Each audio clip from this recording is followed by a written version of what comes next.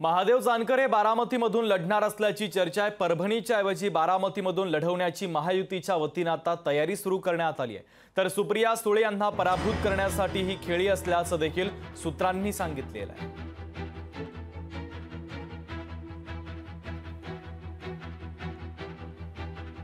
महादेवराव जानकर महायुतीमध्ये सहभागी झालेले आहेत। त्यांना एक लोकसभेची जागा देण्याचा निर्णय परवा झालेल्या मुंबईच्या बैठकीमध्ये त्या ठिकाणी झालेला आहे।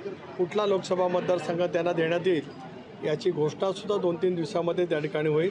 अजिबात नाही, त्या चर्चेला काही अर्थ नाही। रासपचे जे नेते आहेत महादेवराव जानकर हे स्वतः परभणी किंवा माढामधून इच्छुक होते।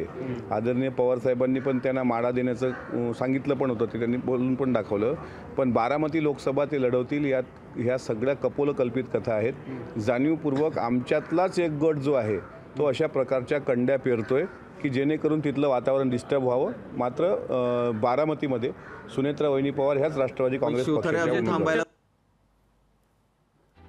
दरम्यान या संदर्भात सुप्रिया सुळे यांची देखील प्रतिक्रिया समोर आली आहे। ती प्रतिक्रिया आपण पाहूया।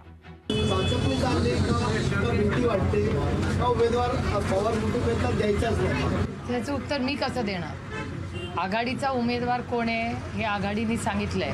आता लोकशाहीमध्ये प्रत्येकाला अधिकार आहे त्यांचं कधी बोलायचा, तर मला वाटतं हा प्रश्न याचं उत्तर माझ्याकडे कसं असतं। लोकशाही मराठी ऐका, पहा, जागरूक रहा।